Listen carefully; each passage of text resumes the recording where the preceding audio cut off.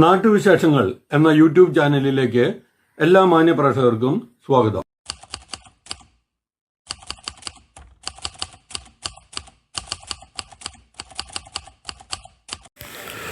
തൊഴിലുറപ്പ് തൊഴിലാളികൾ post office ധർണ നടത്തി. മലമ്പുഴ വ്യവസായ സ്ഥാപനങ്ങളെല്ലാം സ്വകാര്യവൽക്കരിച്ച് കോർപ്പറേറ്റുകൾക്ക് നൽകിയാൽ തൊഴിൽ സാധ്യതകൾ കുറയുമെന്ന് CITU സംസ്ഥാന കമ്മിറ്റി അംഗം TK അച്യുതൻ. NMMS സംവിധാനം നിർത്തലാക്കുക, 2 തവണ ഫോട്ടോ എടുക്കുന്നത് ഒഴിവാക്കുക, തൊഴിലുറപ്പ് പദ്ധതിക്ക് ആവശ്യമായ തുക അനുവദിക്കുക തുടങ്ങി വിവിധ ആവശ്യങ്ങൾ ഉന്നയിച്ച് തൊഴിലുറപ്പ് തൊഴിലാളികൾ മലമ്പുഴ പോസ്റ്റ് ഓഫീസിന് മുമ്പിൽ നടത്തിയ ധർണ ഉദ്ഘാടനം ചെയ്ത് സംസാരിക്കുകയായിരുന്നു അദ്ദേഹം. 1000 പേർ ചെയ്യേണ്ടതായ തൊഴിൽ കോർപ്പറേറ്റുകൾ 100 പേരെ കൊണ്ട് ചെയ്യിപ്പിച്ച് തൊഴിൽ ഭാരം കൂട്ടുകയും അതുവഴി തൊഴിലാളികൾക്ക് മാനസിക സമ്മർദ്ദം ഉണ്ടാക്കുകയുമാണ് ചെയ്യുന്നതെന്നും TK അച്യുതൻ പറഞ്ഞു. മലമ്പുഴ ഗ്രാമപഞ്ചായത്ത് പ്രസിഡന്റ് രാധിക മാധവൻ അധ്യക്ഷത വഹിച്ചു. മലമ്പുഴ പഞ്ചായത്ത് തൊഴിലുറപ്പ് secretary Thomas Vazhappally, president Indira Ramachandran, panchayat അംഗങ്ങളായ സുജാത, അഞ്ജു ജയൻ എന്നിവർ പ്രസംഗിച്ചു. ദേശീയ തൊഴിലുറപ്പ് നിയമം നടപ്പിലാക്കിയത് കോൺഗ്രസിന്റെ പരിപാടിയല്ല. ഇത് ഇടതുപക്ഷം മുന്നോട്ട് വെച്ചതാണ്.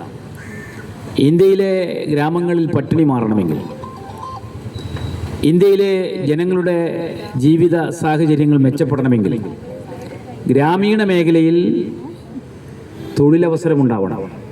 അവർക്ക് പണിയെടുത്ത് ജീവിക്കാൻ ആവശ്യമായ പണിയില്ല, തൊഴിലുമില്ല. ഈ ഒരു സാഹചര്യത്തിലാണ് ഇടതുപക്ഷത്തിൻ്റെ വളരെ പ്രധാനപ്പെട്ട ഒരു നിർദ്ദേശമായിരുന്നു ഗ്രാമീണ തൊഴിലുറപ്പ് പദ്ധതി നടപ്പിലാക്കണമെന്ന്.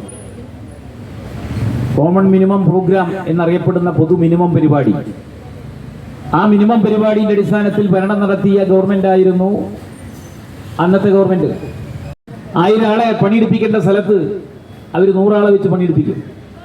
ആ 100 ആളുകൾക്ക് തന്നെ മാന്യമായ കൂലി കൊടുക്കില്ല. ഇപ്പോൾ ഒലവക്കോട് റെയിൽവേ സ്റ്റേഷൻ, അവിടെ 100 ക്ലീനിങ് തൊഴിലാളികളുണ്ടായിരുന്നു. റെയിൽവേ സ്റ്റേഷൻ അടിച്ചു വാരുന്നതും റെയിൽവേ ട്രാക്കുകൾ വൃത്തിയാക്കുന്നതുമായ തൊഴിലേർപ്പെട്ടവർ.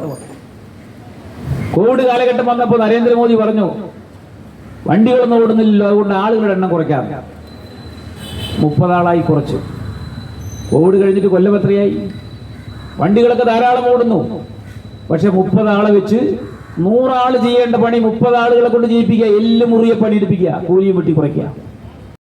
മറ്റൊന്നും ഇല്ലാതല്ല, മറ്റേതും ഇതുപോലെയാവില്ല.